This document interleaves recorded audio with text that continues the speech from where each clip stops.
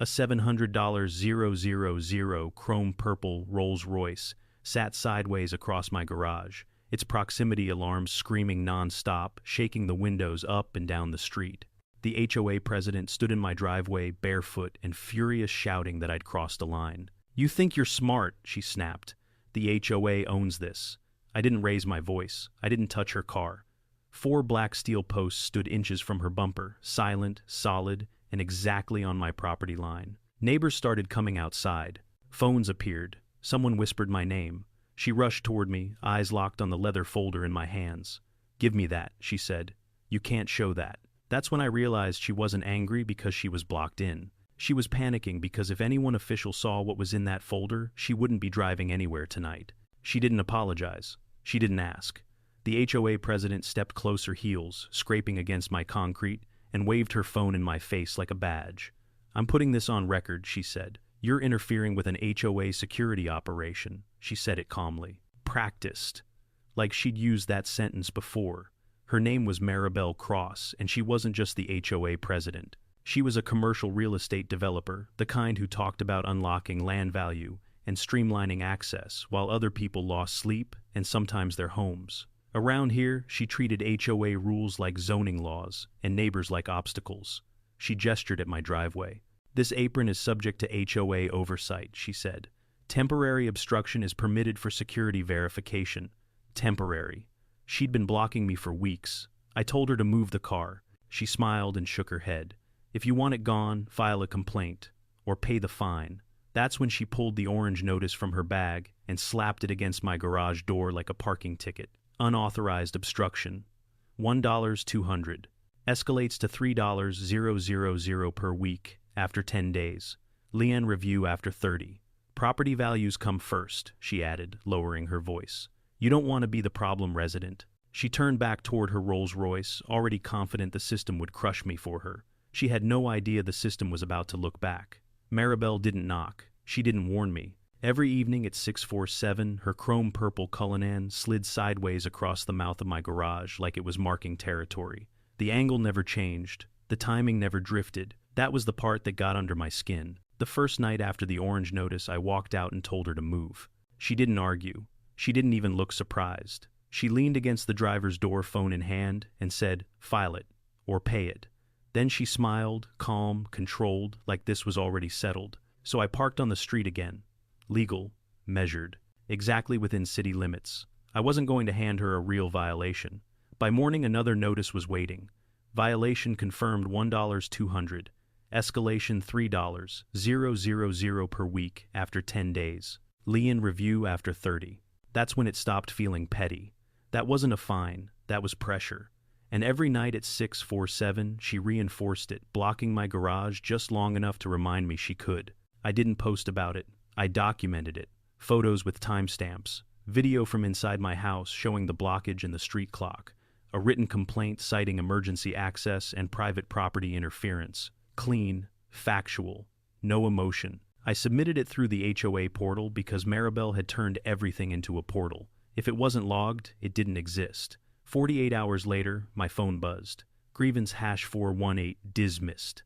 Reason insufficient corroboration. Resident conflict. Underneath it, public visible to the entire neighborhood, Maribel commented. "Please stop weaponizing paperwork. We're volunteers. Let's keep things positive." Positive. While she used my driveway as a choke point.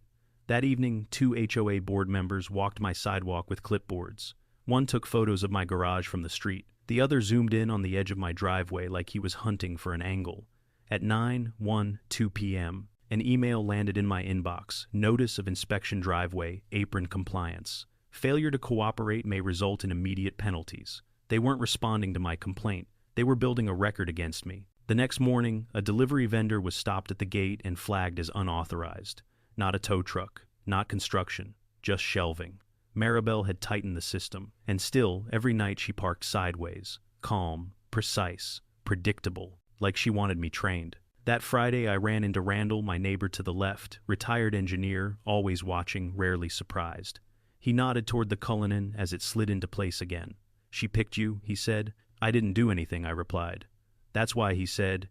"You're quiet, clean, easy to frame. He told me about the Whelans, fence dispute, weekly fines, lien threats, forced sale, all compliance, he said. That's what she called it. That was the first time the fear settled in. Not anger calculation. This wasn't about manners. It was leverage.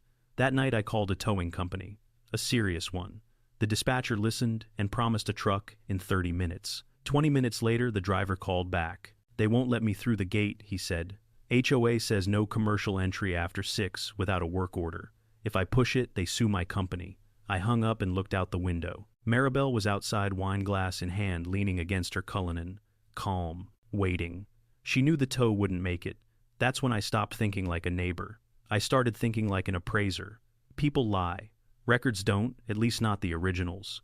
The next morning, I went straight to the county recorder's office and asked for the subdivision plats. Old filings. The ones nobody looks at unless something's wrong. I found my lot, traced the cul-de-sac, and there it was. Most driveways on our street had a standard access easement carved into the apron. Mine didn't. A small note sat in the margin: "No public easement granted, fee simple to curb line." Maribel's authority over my driveway didn't exist, which meant her fines weren't enforcement. They were a setup, and suddenly I understood why she panicked when she saw that folder in my hands. Once I had the plat map, everything changed. I didn't rush back home waving papers like a victory flag. That's what Maribel would do. I moved slower, cleaner. I made copies, certified ones, and booked time with people who didn't care about HOA politics. The surveyor came first. He showed up at dawn with a tripod, a laser unit, and the kind of quiet confidence that only comes from knowing math doesn't argue back. We didn't talk much. He shot his lines, checked his coordinates, then looked up at me. "Your driveway is fee simple," he said. "All the way to the curb. No access easement, no shared control." I felt the confirmation settle in my chest like a weight clicking into place. Next was county code enforcement. I didn't frame it as a neighbor dispute. I framed it as a misrepresentation of right-of-way and unauthorized enforcement actions. That got their attention. The officer I spoke with didn't roll his eyes or sigh. He asked for documents. I gave him everything. 2 days later, he called back. "The HOA has no authority over your driveway apron," he said. "If they're issuing fines or claiming control, that's outside their scope. If they filed anything to suggest otherwise, that's a problem." "What kind of problem?" I asked. A pause. A serious one. That was the moment the conflict stopped being personal and started becoming dangerous for her. Because Maribel hadn't just said my driveway was common area. She'd put it in writing, emails, inspection notices, HOA records, and somewhere along the line she'd attached a map that didn't match the county's. I didn't need to accuse her of fraud. The mismatch did that for me. That evening she parked sideways again, same time, same angle. But this time, she was watching my house instead of her phone, studying the windows, waiting for me to react. I didn't. Behind the scenes, the pressure was building. The code officer flagged the HOA's apron oversight language. The surveyor finalized his report. And the county clerk confirmed something even worse. Maribel had recently submitted an amended site access memo tied to a proposed infrastructure upgrade. A private cut-through road. Estimated value, low 7 figures. And my driveway sat right at the choke point. That's when her behavior finally made sense. She wasn't asserting authority. She was clearing obstacles. I didn't confront her with any of that. I let her keep thinking this was about intimidation. Instead, I made the boundary physical. I hired a licensed contractor and pulled a permit for fixed perimeter security installations, steel bollards rated to stop a truck. Not decorative, not removable by hand. Installed entirely on my property, exactly to the inch marked by the survey. I scheduled the work for Friday evening. Not because I wanted drama, but because Maribel's routine never changed. Friday was wine night. She parked, locked the car, and walked 3 houses down like clockwork. At 6:47, right on time, the Cullinan slid sideways across my driveway. She stepped out, glanced at my house, and left. At 6:52, the crew arrived. They didn't touch her car. They didn't block it. They drilled, set, and anchored the steel posts in a tight arc along the exact boundary line. Inches mattered. Precision mattered. By 7:20, it was done. 4 black steel bollards stood between the street and my garage. Silent, permanent, legal. The Cullinan sat inside the secured zone. I went back inside and turned off the lights. At 10:45, headlights swept across my blinds. I watched her return on the security monitor, unsteady, irritated, already rehearsing the speech she'd give me. She reached the driver's door, pulled the handle, and froze. She tried again. The door hit steel. She stepped back, confused, then saw the posts, walked the perimeter, kicked one. It didn't move.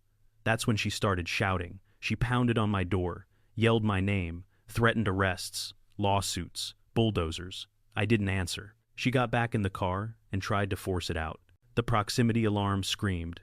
The safety systems locked. And when she finally overrode them, the metal met paint with a sound that cut through the night. Lights snapped on up and down the street. Doors opened. She stumbled out, pointing at my house, screaming that I'd trapped her. That's when she called the police. And that's when I picked up the leather folder and walked to the front door, because everything up to that moment had been preparation. Now it was time for the confrontation she'd been demanding. The patrol car rolled into the cul-de-sac without sirens, just headlights washing over the scene like a slow reveal. By then, half the neighborhood was already outside. Robes, phones, bare feet on cold concrete. Maribel rushed the deputy before he even shut his door. "He trapped me," she shouted, pointing past the steel posts toward my dark house. "He waited for me. He built a cage around my car." The deputy held up a hand. "Ma'am, step back." She didn't. She kept talking fast, loud, rehearsed about HOA authority, security operations, and how my driveway was subject to oversight. She spoke like she was still in a board meeting, still used to people nodding instead of questioning. I stepped out then, calm, measured, folder in hand. The deputy turned to me. "Sir, can you explain why there's a vehicle boxed into your driveway?" "It isn't boxed in," I said. "It's parked inside a secured perimeter on my private property." Maribel laughed sharp and brittle. "That's a lie. The HOA already filed. That apron is common area." I didn't respond to her. I handed the deputy the folder. The deputy flipped it open under his flashlight. First, the certified plat map. Then the surveyor's report stamped and signed. Then the installation permit for the security posts. He read quietly.